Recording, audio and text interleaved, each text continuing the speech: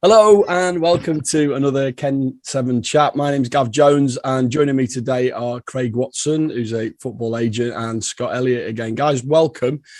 The idea of this podcast today is really to get through to the nuts and bolts of a transfer. I mean, as a fan, you watch through the media and there's a lot of jargon and a lot of things that get rolled out all the time about transfers, and I want to try and sort of decipher that and get a better understanding. And who better to basically talk me through that than an actual agent, and then somebody whose son's been through that process. So what I'll do is I'll come to you first, Craig. Can you just give us a little sort of synopsis of what who you work for, what you do, that sort of thing first? Yeah. Hi guys, nice to see you this morning. So I'm an international football agent. I've been working with the Sports Entertainment Group, SEG, for about 7-8 years now. We're predominantly an international agency working in Europe into the markets, but also I'm based in London, in Essex. Run the Southeast for SEG, have done for the last 2 years, have a team of agents that work from the Premier League down to maybe National League. And across Europe. Okay. Scott, can you tell everybody who you are? I'm joking. Cheers, Craig. Yeah, I'm Scott Elliott. I'm Craig's mate.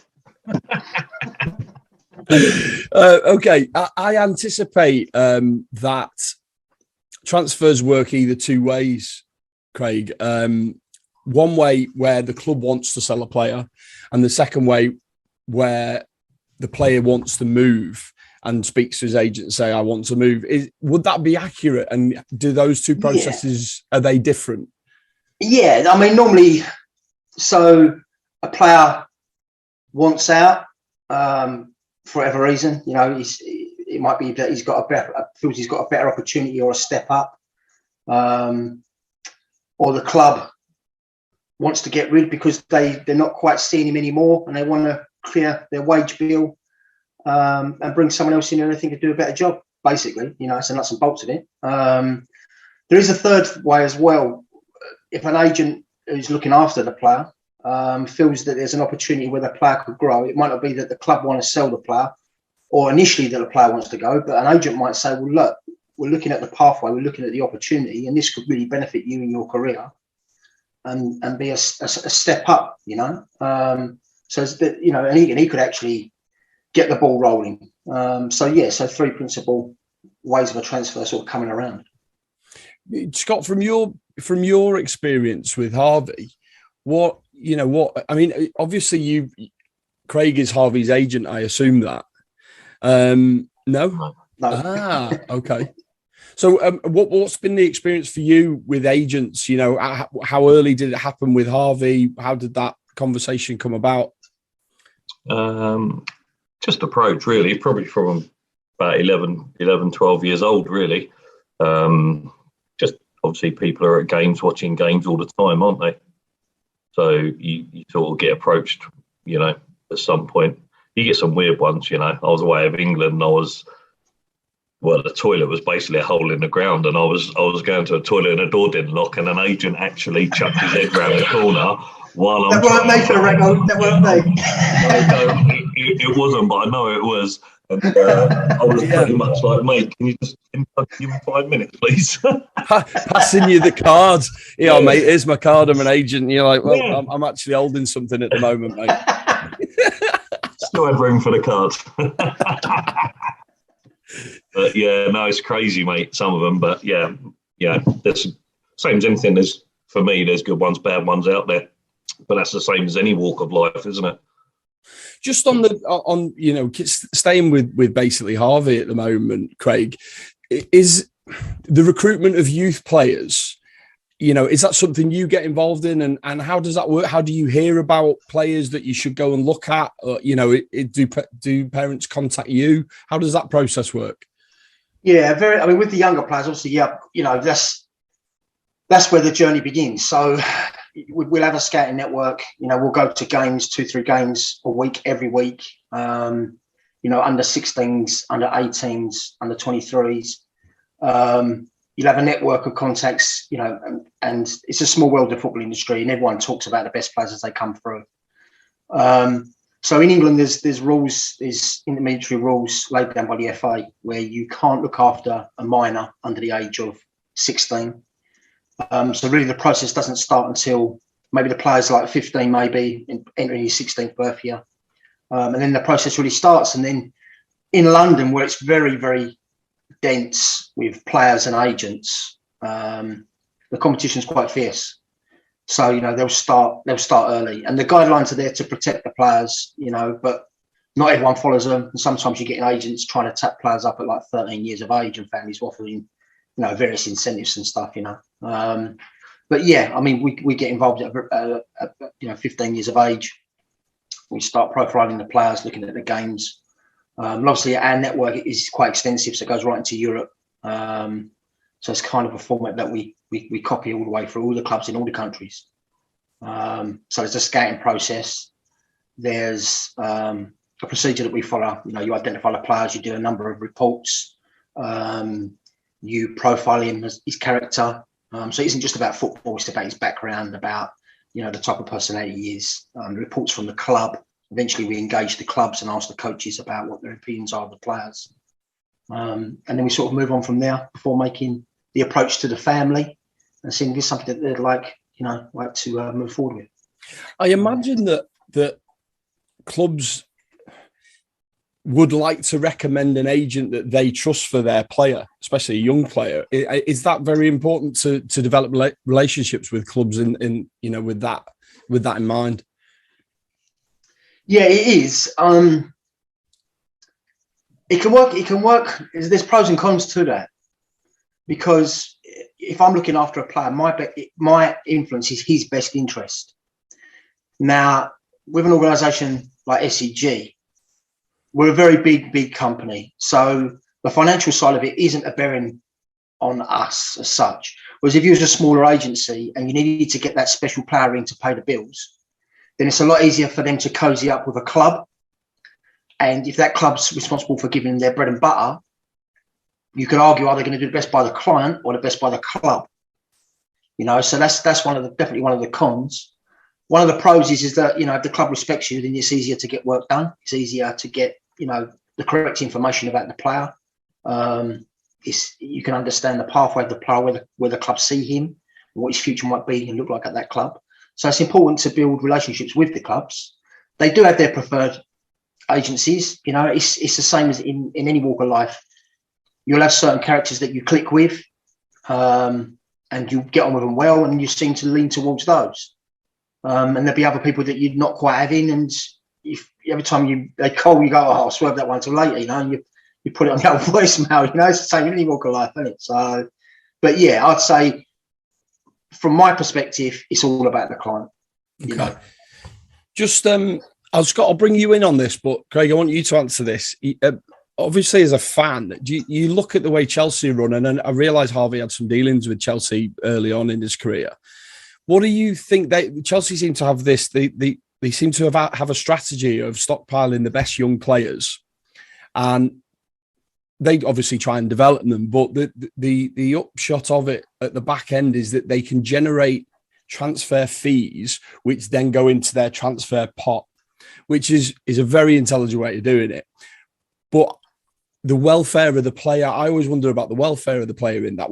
Scott, what do you think about that? Because you've seen it from Harvey's point of view, obviously.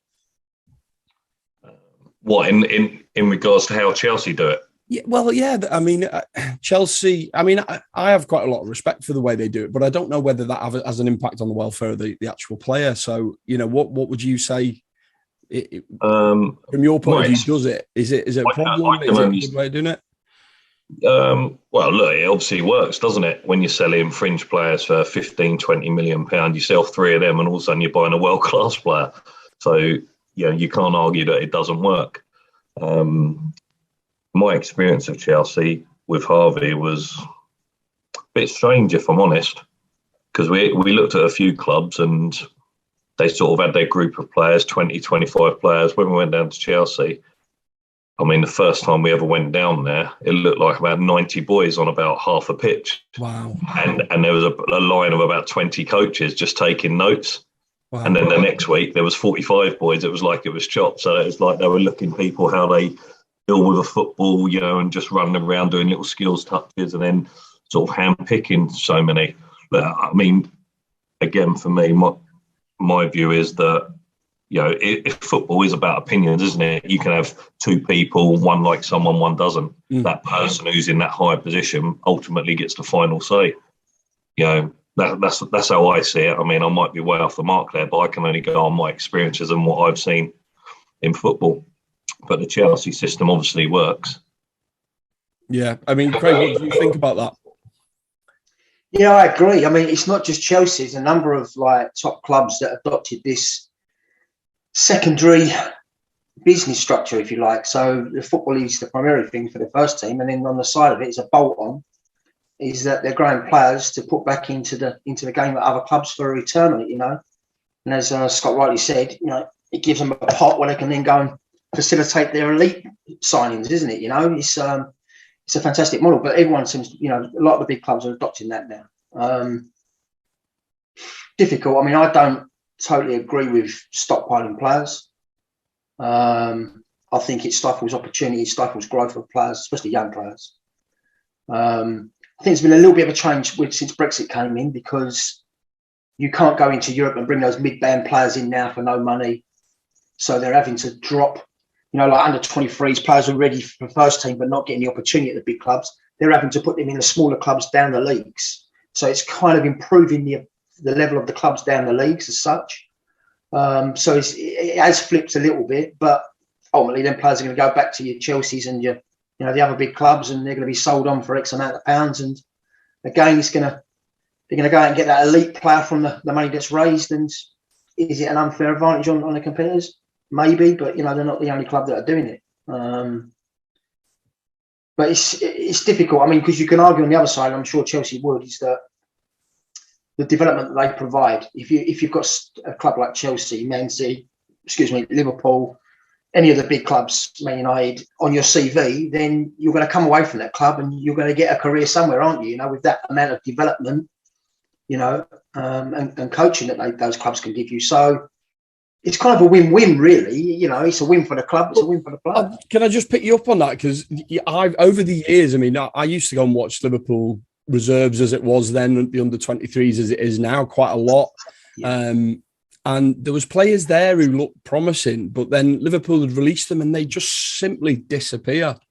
Yeah. And that would be my take on it, that it's not that healthy to stockpile players, because those guys, they seem to just slip out the league completely. And I remember speaking to Paul Dalglish about it once, and I was like, why does that happen? He's like, you've got to realise that football at the lower levels is it's almost like a different sport. And they're not prepared for that, because they're used to playing on lush green pitches where they've got time on the ball, they're knocking it round, they've got another fantastic player next to them where they pass to, and everything seems a lot easier when you slip down the leagues. And I don't even know what the answer is. I mean, maybe you've got some thoughts on it yourself, but I don't know what the answer is with that in terms of trying to protect those players. Yeah, I mean, it's difficult, isn't it? Because, I mean, they could cap it, you know, but I mean, if you look at I mean, it's hard, because if you're looking at the players and all right, okay, so you're a young player, you're at Chelsea, you're thinking you're going to be that player who comes through, and you don't. But then if you're one of those lucky few that go through and have a career somewhere else, you know, there's a load of players that I could probably pick up on who go on and have really successful careers, and sometimes they even end up back at their parent club, you know, that they started with, you know. I would argue that if they're dropping down the leagues, and it is a different game down the leagues, it's more of an athletic, physical game down the leagues, you know. So I would argue if some of the boys, maybe they're not at the level, you know, maybe there was something that they, you know, what is it, 97% drop out, never come through. No, it's a first team football. It's crazy, but it's a harsh industry, you know. If you're a footballer, you know, you start off very early, maybe 7 or 8. You know, you give up the times of going to parties and going to shopping and whatever, because you're always training and your focus is to make it. You know, 10 years in, you're 19, you still ain't got there, and you're still working hard and trying to be that player. It is very difficult. You know, it's a harsh industry, but you know, the ones that do come through, they're going to have really, you know, fantastic careers and fantastic lives. But you know. Let me just pick up on it, and Scott, you can talk about this. The loan system. So the loan system sometimes feels like it is a development step, but also sometimes feels like we just need to get rid of him to anywhere because we can't help him here. Do you think the loan system works, Scott? Again, on experience, I would say yes, it does. Yeah. But for me, it's we touched on this before. I've spoke to other parents where their kids have gone out on loan, and they're looking for excuses. They're looking, the parent club aren't doing this, they aren't doing that. Now, for me, the player has to take responsibility, and the people around him. If he's going to go out on loan, he's got to go out and he's got to smash it up. He's got to have a great attitude, and he's got to use it to his advantage. But it's the same as a young player coming through as an academy player. If you get there's an argument, isn't there? Like Craig touched on. If a young player goes to Chelsea, Liverpool, Man United, Man City, they've got all the best facilities, they've got everything. So coming down could be a bit of a shock. Where we sort of had the opportunity. We started off at QPR, and it was basically you're playing on a cow's field at times. It's horrific. But I don't think that done Harvey any bad.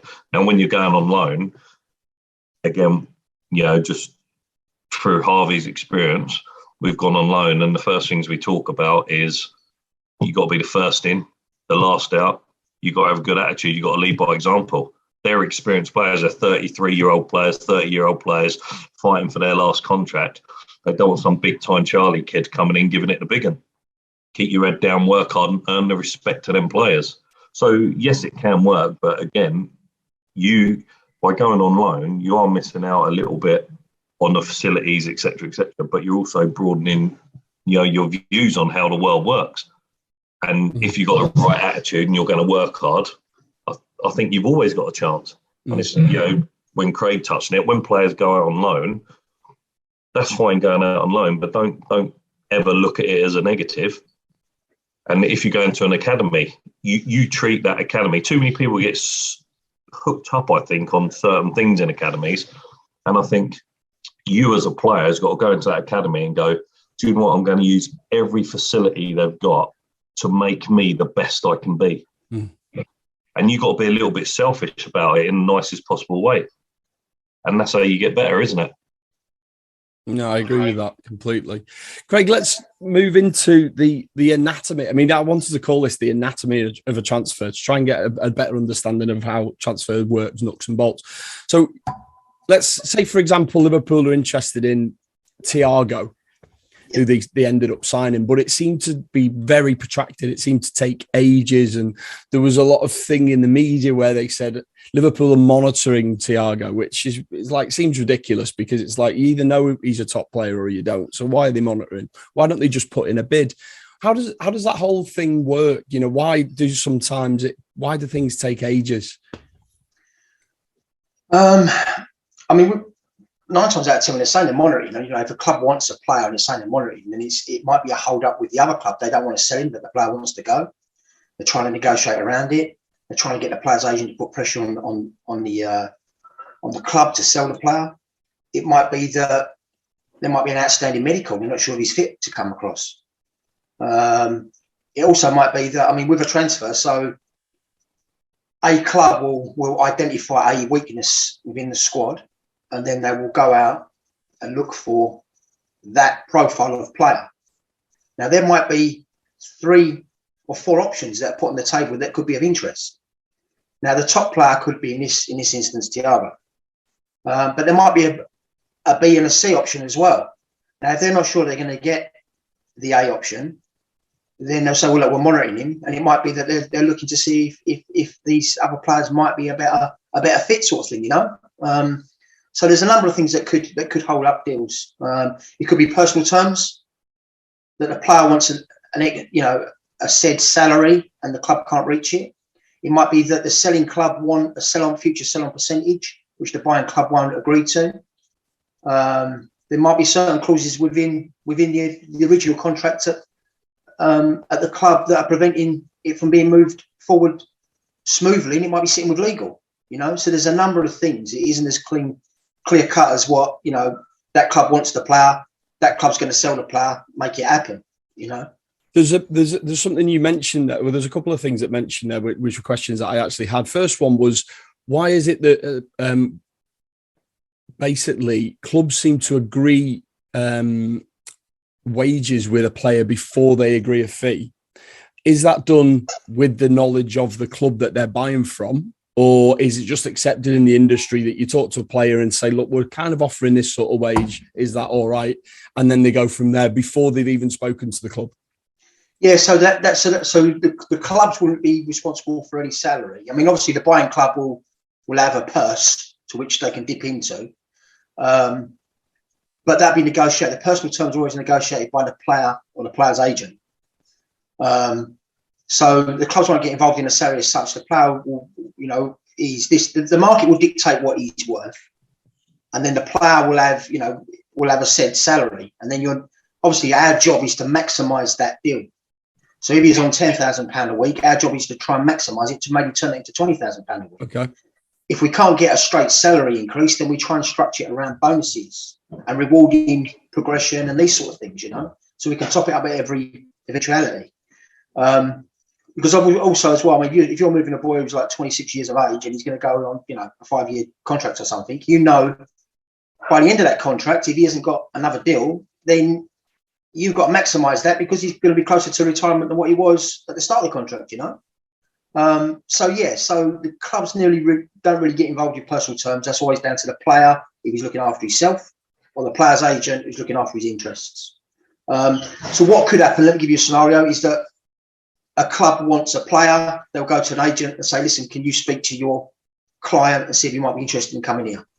It's not supposed to happen because you're not supposed to work that way, but it happens. The agent will speak to his client, and if he says, "Yes, I'm very interested," then he will speak to the buying club and say, "Okay, but yeah, to make this work, it's going to be X amount of pound. We anticipate the transfer fee will be X, but you'll need to speak to the club about that because we don't get involved in that. That's their remit." So then technically we've put in place the personal terms with the buying club before the home club, if you like, even know that there's a club interested in taking the player. And then they'll go and knock on the door, and then they'll have the negotiation club to club, and then once everything's been satisfied, with the transfer fee from club to club and the medical's been satisfied, then we secure the personal terms. Something that you touched on there as well, and I'll use this as an example. And what I wanted to find out was, is this normal now? But certainly when we were looking for a backup left back to Andy Robertson, Liverpool were interested, and a lot of the media attention was focused on Jamal Lewis at Norwich, and it certainly looked like he was the forerunner. A couple of days after all that news broke, Liverpool signed Tsimikas.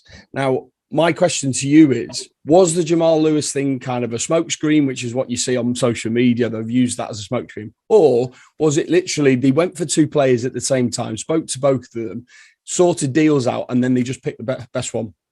Yeah, that's probably as simple as what it is. They've just picked the best one that suits the club, they feel fits the club's philosophy and the playing style. Deals can fall down as well. It might have been that neither of the clubs wanted to lose those players, and it was down to the agent and the player putting pressure on the club to sell him. And he might have just been subject to negotiation. It gets to a stage where it works, and then they move on. I mean, Jamal might not have worked. He might not have been able to agree. The agent might have wanted too much commission. The player might have been in two minds. The club were maybe reluctant to sell. There's a number of reasons why. It could even come down to the player's wife doesn't want to move to that area. Right. All these things, they're all conducive to whether a player moves or not. I mean, I always see that when I've spoke to journalists during transfer season, as it were, they're always very at pains to point out it's such a fluid situation. And as fans, we see it quite black and white, but there are so many factors in it. And everything you've said there just feeds into that. There's, like you say, the wife thing, they might not find a school for the kids that they're happy with or whatever, that sort of thing. I'll speak to both of you on this, Scott, because I can see you sat there quite lonely, Scott, and you're looking a bit glum. What sort no, I'm quite interested in what Craig's saying. Actually. This is payback for the last podcast where you excluded me. What sort of aspects on a player's contract can stall? So we hear things about image rights now, and I'm guessing social media following is a big thing. I mean, I'll come to you first, Craig, and then Scott, you can talk a little bit like that. What, are those the things that are in contracts now, image rights and social media access? Yeah, I mean, there'll always be a clause within a contract that the club can absorb a certain amount of the image right, obviously to sell shirts and stuff like that and get some sort of return on any fees that are paid. And that's just common practice, really.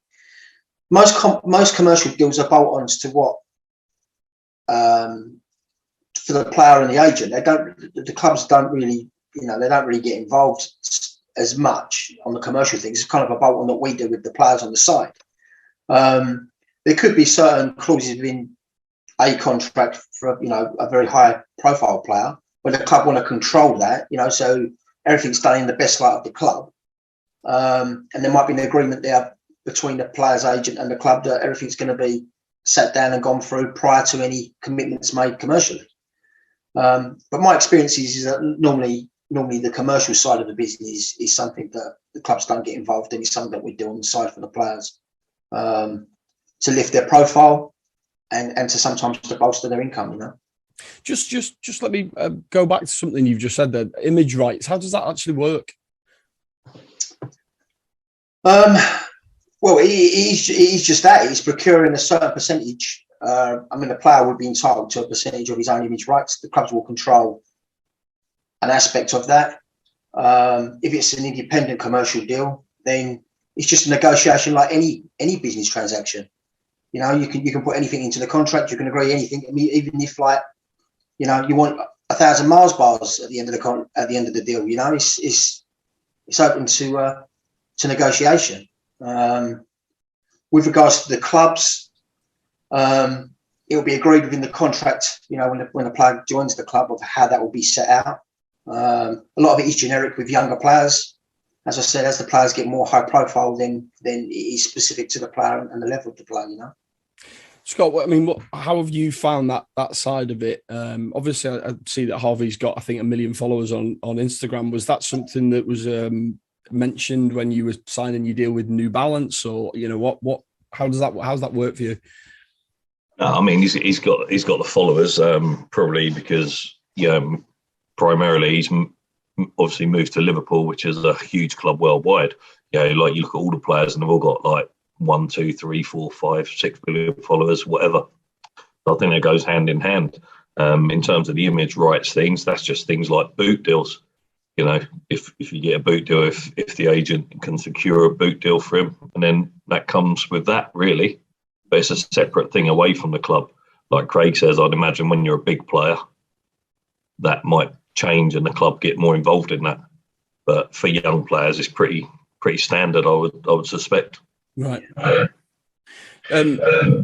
Craig, you mentioned something before, and it was something. I know this is a bit delicate, so I hope you don't mind me asking you. But how are agents paid? Like, people assume that you get paid a flat fee, I think, or how does it work, or is it different depending on the level of player that you've got?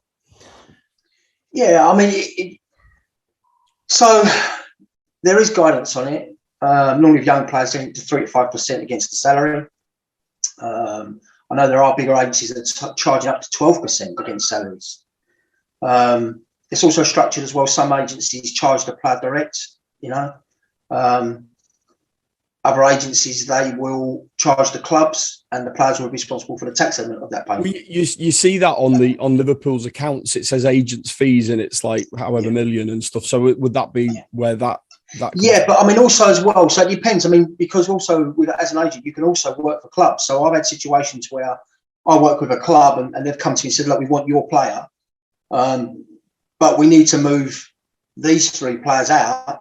Can you give us a hand to move these 3 players through your network?" Right. So then, so then that's nothing to do with your client, your player as such. You're working on behalf of Millwall.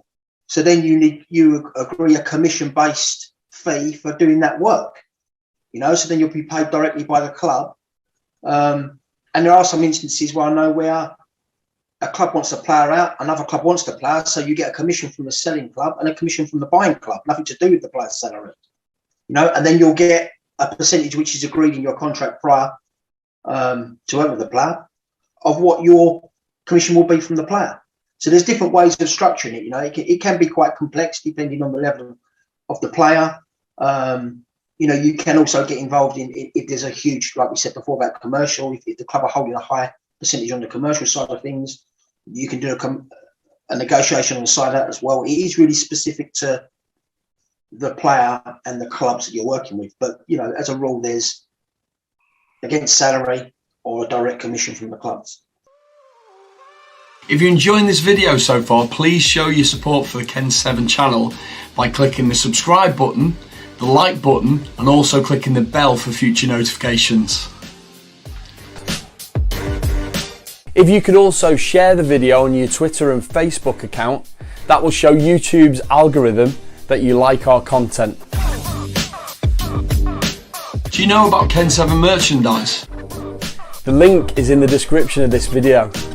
We have premium fanwear for fans covering Liverpool, Celtic and Scotland, and it's fanwear for young and old, so we have t-shirts, hoodies, sweatshirts, caps, mugs, you name it, we've got it. Just something else to remember, every purchase that is made on our website, we donate to the Marina Dalglish Appeal, so you're helping a great cause as well.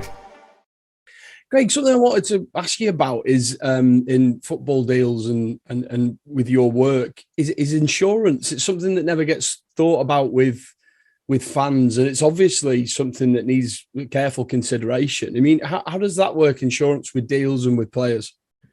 Yeah, normally there's a generic cover from a club, so the club will have a provision within the contract where they blanket cover their players.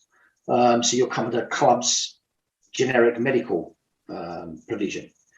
But what you can also ask for the player is that you want, as a bolt-on, you want a certain amount paid directly to the player, so he can go out and get independent medical cover as well, which covers him in the likelihood of he should get an injury that either ends his career or keeps him out of the game for a long time. So you can get an uplift in the contract where they pay you an amount, whatever you negotiate, to cover that independent policy, and then that covers the player. If he should want to go into coaching after he's injured, it pays to facilitate that. The insurance will cover him, to go into the next line of his career, whatever he wants to do as an occupation, So is this? I mean, I'm assuming this is insurance in case something ends his career, or insurance if he gets a long-term injury, and that covers the club. They claim on the insurance there for half his wage or something. Is that how it works? Yeah, no, it's not directly with the club. So the club give you an amount of money. So maybe it's just say, for argument's sake, you ask the club for £5,000 that goes direct to the player, paid to the player. The player then takes that and goes into an independent medical insurance company that will give him a policy. So something he does independent of the club. So he will still be covered by the club's medical and insurance policy. But it's something he does on the side for his own critical illness or injury. God forbid, but should it happen, and it does happen, so you've got that additional cover in place, to go on and have another career somewhere else if it isn't going to be in football. Let me ask you about swap deals.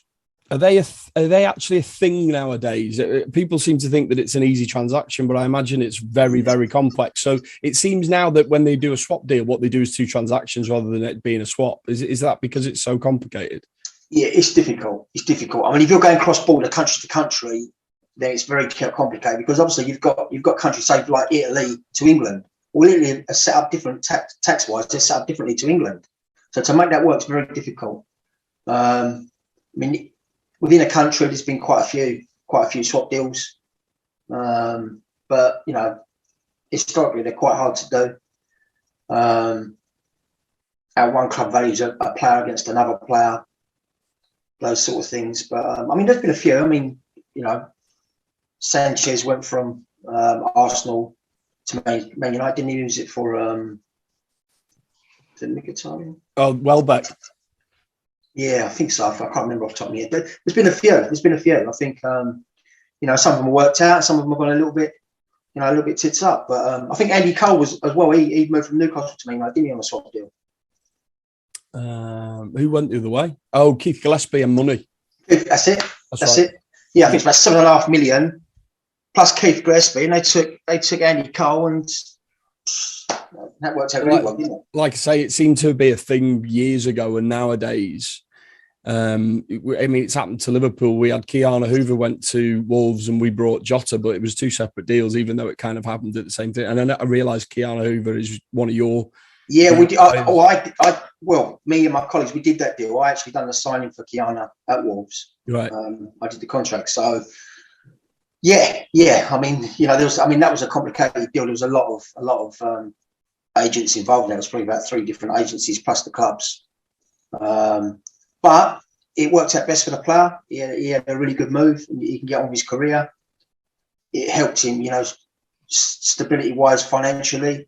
And he's still, he's only 20 years of age, so I think it was a great, especially if you look at Liverpool and look at the boys that are in his way.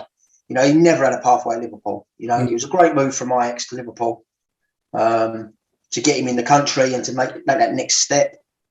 But then when you look at the talent they got in that position, very, very difficult to come through. So I think it was a good move for him. Mm-hmm. Something more topical, Mo Salah's deal.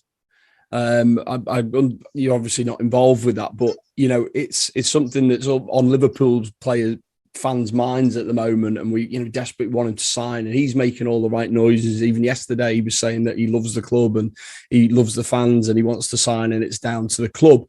What are the type of things that could be delaying this deal? Is it more complex than just his weekly salary? Yeah, it could be. I mean, there could be another club in the mix, couldn't there? And obviously he comes out and says that he loves Liverpool, wants to be there, but in the wings, you might be waiting for something to go through. You don't know. I mean, obviously I'm not involved in that. I don't know the ins and outs of that deal. But it could be the duration of the deal. It could be the salary. It could be the structure of his bonuses. It could be a number of things that he wants to get right. Or it could come down to the agents. Maybe got a couple of other options, and that, and he wants to exhaust those before he commits. I'll argue, depending on how long the contract is, it could be his last contract in England, couldn't it? You're obviously in that game. Have you got any insight into whether that deal's going to get over the line? No, I haven't, unfortunately. I could probably do a little bit of digging and find out. I'll call you later. I've been naughty there, haven't I? I have been naughty. I didn't realise. Listen, the honest answer is I don't know. That's the honest answer. If I knew, I'd tell you. It's no skip of mine. So no, I don't know. You wouldn't tell us. Scott, you can answer this. Scott, you can answer this one.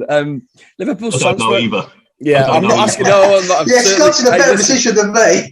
You are the last person I'd ask, because I know that I wouldn't get anywhere with you. So Liverpool's transfer record has been pretty miraculous in the last 5 years. There's been very few failures. Usually the failures have been one where they've panicked and brought someone in that, that perhaps they wouldn't have been looking at before. What do you think it's down to? I'll ask you, Craig, in a minute, but Scott, what do you think that's down to? Because you see it from the other side that we wouldn't possibly see it as fans.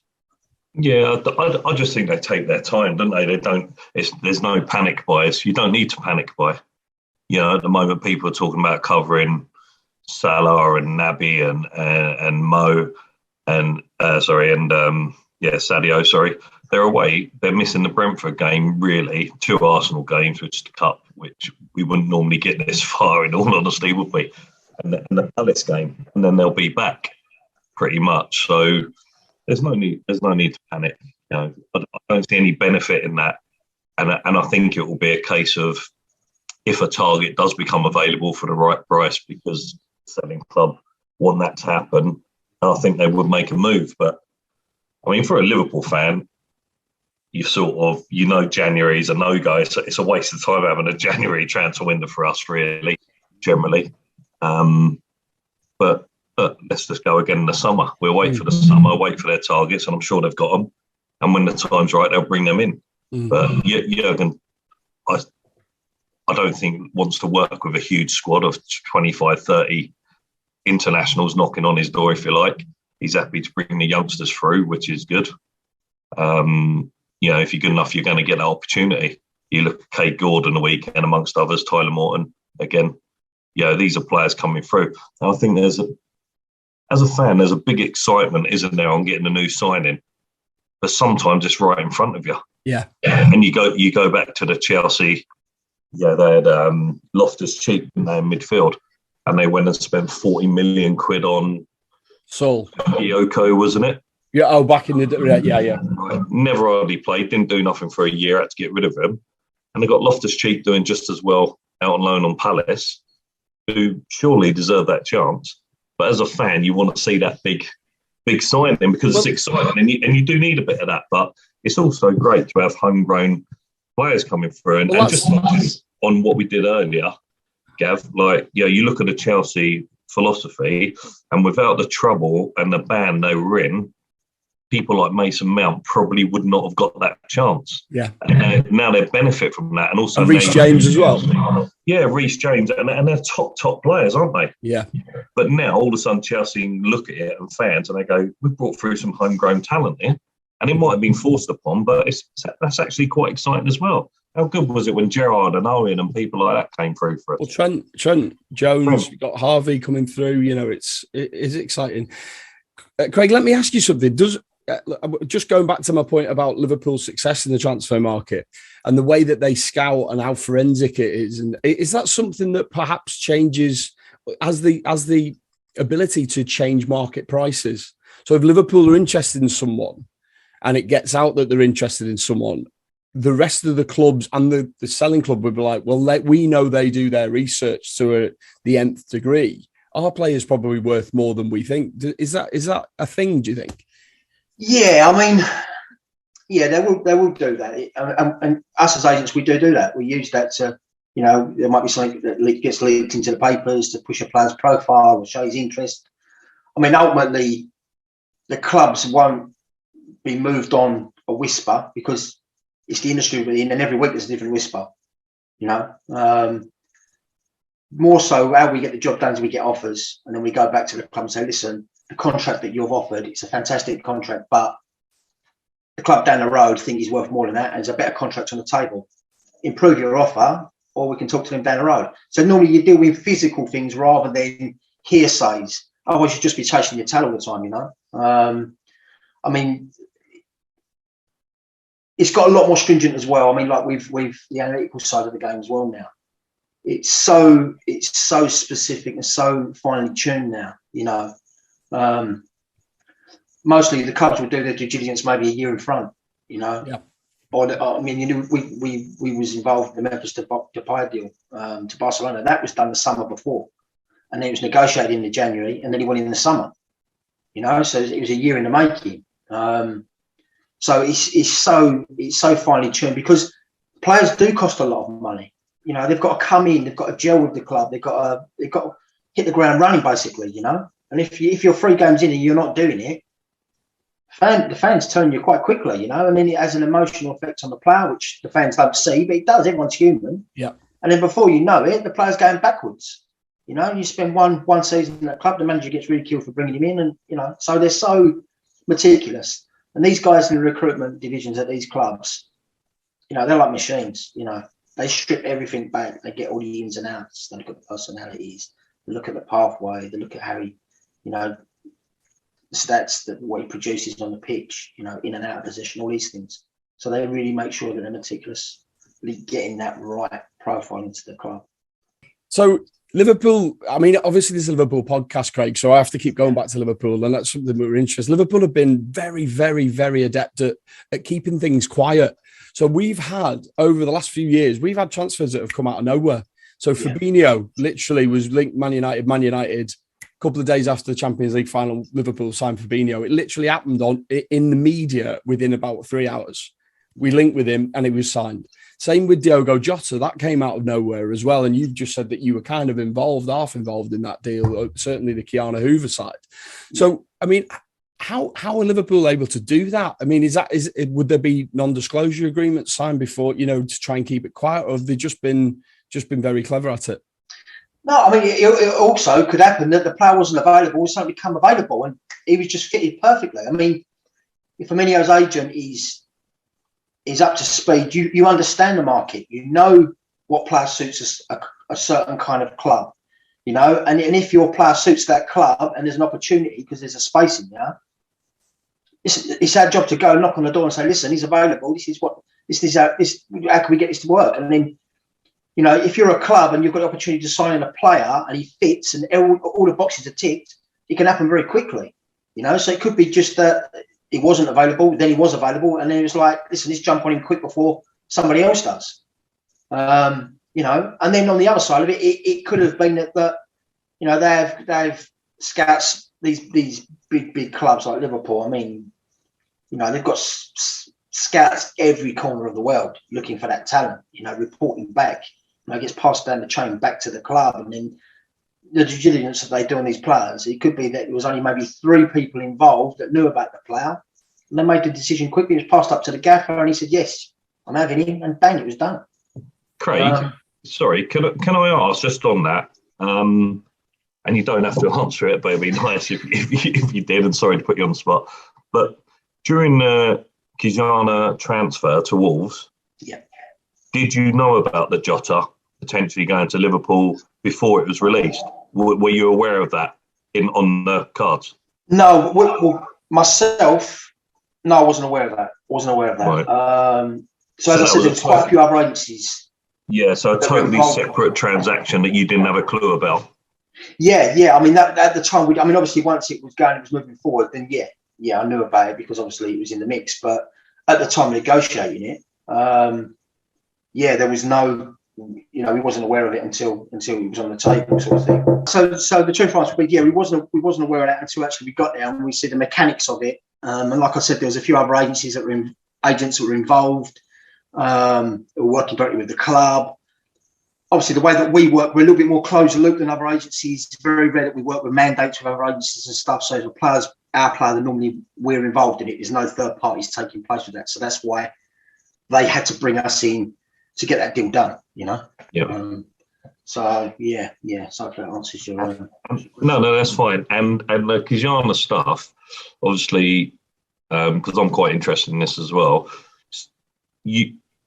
at the time, looking at your client at Liverpool, you didn't feel like there was a pathway.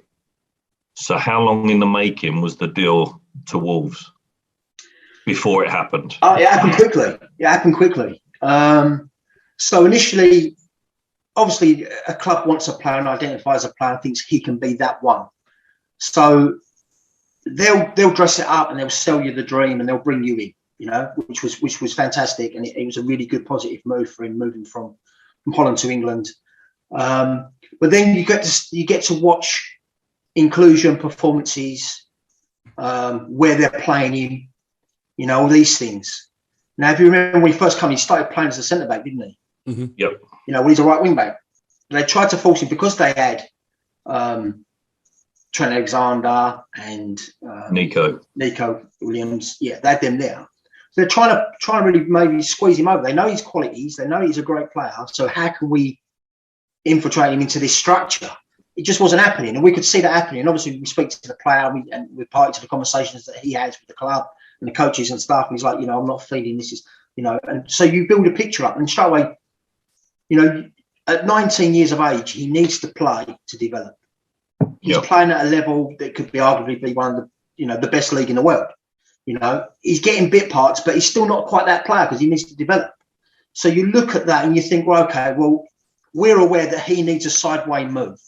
So we need to try, whether it's still in England or it's back in Europe, he needs to move sideways at the level to move on again.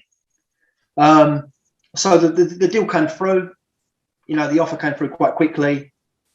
The two clubs kind of agreed it quite quickly, is my understanding, and then we was called in to negotiate the personal terms. And I mean, I'm not a direct player agent. One of my colleagues is a direct player agent, but because I'm based in England, myself, one of my other colleagues, we went there and oversee the deal, checked the paperwork, done the signings, was there to represent Kiana. Yeah. One of the or a couple of things. I mean, that philosophy doesn't work at academy level, as we know, in terms of players not quite being at the level of a Cat 1 club, but a good Cat 2 player. obviously there's not really agents involved at that age, so you can't really make that move. But one of the ones that interest me, because Harvey was at Fulham, there was a lad called Cody Dremmer there. Yeah. Now, you won't have an insight on this, I'm sure, but it's just to get your opinion. So he's moved to Leeds United. On that, he would have been based on, look, come in with the promise, if you do this, if you do that, blah, blah, blah. So for his career, he's thinking, this is a good move. I'm going to start playing first-team football at Leeds. Yeah. Now, that hasn't materialised at all. He's now got on, or he looks like he's going to be moving to Cardiff on loan now to play. So what do you think goes wrong in terms of, from your point of view, you move a player to a club, he's promised this, that and the other, and I know ultimately it's black and white, it's down to the player to do it. If the player's doing well enough, he's playing. It's as simple as that for me. If he's not, he's not. Right, that's down to the player. But do you think there's any other thing involved there where you go, God, I've just moved him here and now it's not I think that there's a number of things. I mean, obviously, as you just rightly said, can't play for the player. The player's got to turn up. He's got to have the performances and hit the ground running, as I mentioned before. Secondly, he might have picked up an injury, which he can't get over. Thirdly, there's the welfare and the social aspect of it. He might not have settled in that area, so he couldn't get the best performances. I had a lad that moved from South London to Scotland. First 2 weeks, the club were making a massive fuss on him. Everything was catered for. After 2 months, he's just become part of the the club, part of the infrastructure, and everyone forgot about him. He was just getting on with it. But for him, that shift in location, he just couldn't settle. And because he couldn't settle, and he's on the phone to his parents, he wanted to come home, and any opportunity to get away from the club, like a day off and stuff like that, to come all the way back down to London, and you're thinking your focus is not there, So there could be a number of things. People forget they're human beings. Yeah, exactly. Fans forget they're human beings at the end of the day. Exactly. And it does, depending on your character, it does, it weighs heavy on these young, and they're young lads, they're young lads, they've come from mum and dad driving them to and from, and always in the crowd supporting and all these things. And then eventually, they get dropped in another country, being Scotland, and they're on their own, And it isn't just about football. They've got to live with another family. They've got to adapt to their surroundings and gelling with the club. Sometimes it clicks and sometimes it doesn't, our job as agents is to set them up the best way we can, maximise the deal, get the best financials we can for them, security we can for them, because if you can do that for a player, then it's very hard for the club to move sideways on the player because they've got to get a return on that. So we try and get those best possible contracts in place, and then it comes down to the social and the player turning up and playing, and getting those. Craig, let me just ask you, how much of this is done? I mean, it always cracks me up that back in the day that you'd see in the media they've faxed something over. How much of this is done now by Zoom? How much of it's done? At what stage do you have to go and actually visit the club with the player and all that sort of stuff? I mean, is it an easier process now because of the technology? Yeah. So what? I mean, technically, I'm told club-to-club faxes are still used. Why does that not surprise? That's what I'm told. Yeah, the knock on the door is a fax. Yeah, that is ridiculous. Yeah, wow. I'm told that is still the policy. But I mean, from our side, how we do it is that we get the initial interest. Then, if the other club agrees, then the buying club will arrange a meeting where I'll take the player in and they'll convince the player why he's their target, what they see in him, what the pathway will be, where they see him, how they're going to elevate his career, including all these things. They've got to convince him that it's the right club for him. So we'll go, before COVID, we'll sit face to face and they'll do a presentation and they'll bring the big wigs in and the manager. The manager will come in and say, listen, you're my guy and this is why, and et cetera, et cetera.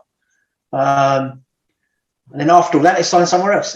You know what? Why you've just mentioned that, it's just come to my mind. What the amount of players you've moved, Craig, and you've been in at their meetings, how much would you look back and say it was just bullshit to get him in the door? Whether that's to get a player cheap and then move him on for bigger money, or how many? And I know managers change, et cetera, but the managers that have done that meeting and said to the player A, B, and C, and not really followed that through. Is it quite, because that must be frustrating for obviously the player and yourself, really, because you're doing what's best for your client, and with the best will in the world, you're going on that guy's trust and word. Yeah. I mean, normally it's very rare because we are quite meticulous in getting the player there, because, you know, our reputation and livelihood, you know, it's stakes on it, isn't it? You know, if you're giving wrongful advice and things aren't working out, then, you know, you're gonna have a very short career. But I mean, so we do the best that we can and our utmost to make sure that doesn't happen, and make sure he's the right fit. You know, I mean, I remember going back when Mark Hughes was at Southampton, and there was a young player that they wanted to take there. Now, Mark had nothing to do with the deal; it was all to do with the academy and that. But then when we looked at it, the stats, and I think it was like Mark had been a manager at that time for about 5 years, and in his 5 years, he played one youth player in his first team in a 5-year period. And you think to yourself, well, listen, our player's got no chance of playing first team there. He's going to knock on the door to the board and say, I want money to go and buy that player who's already established, you know? Yeah. And I believe like Mourinho was the same sort of character. He demands results there and then, and he wants to get the players who can come in and deliver straight away. So, I mean, in my experience, I mean, I'm not saying it hasn't happened, because I'm sure it does, and it is happening, but in my experience, we're so careful with those moves that, you know, we make sure it's the right fit. You can't change anything, you know. I mean, we had a lad who moved to Portugal and fantastic talent. You know, he went in there, he was absolutely flying. The manager brought him in, sold us the dream. We went over there. He was doing tremendous. Within the first 6 months, Galatasaray came in for him. They were talking millions, you know, Champions League level club, like, to take him. 6 months forward, 5 managers later, within 6 months, now the player's totally out of favour, you know. So you can't help those things, you know. Yeah, that's fair enough. I found this fascinating. I really, really appreciate your time, Craig. It's been brilliant. Before I let you go, have you got any stories of deals? I did ask you this before. I don't know whether you thought of anything that was unusual or quite funny, or something happened during the deal which changed the direction of it. Not me personally, really. I'm a bit of a boring git. I don't leave anything down to chance, but you know, I mean, with transfers, other people's transfers, I've heard there's been loads of clauses in. You know, one clause, I think they've done a can't fly clause. I think Bergkamp had a clause in his contract that if they had an away game and they had to fly, that he could be left out of the squad because he wouldn't fly. What? Yeah, you can research that. Bergkamp wouldn't take a plane. Oh no, Bergkamp. Yeah, no, Bergkamp. That was famous that he didn't fly. Yeah, and they'd have to drive him if it was an important news. Drive a boat. Yeah, he wouldn't get on a plane. So, but he had that. He actually written in his contract. That was in his contract. Yeah. So incredible. Yeah. So, but sorry, there's no stories from my own experience. Well, listen, brilliant. Thank you so much. Honestly, it's been fascinating. I really, really appreciate it. And Scott, thank you for your time as well, and for introducing us to Craig so we can talk to him. If you watch this on YouTube, don't forget to hit the subscribe button and hit the like button as well. But gents, thanks very much. Really appreciate it. Top man.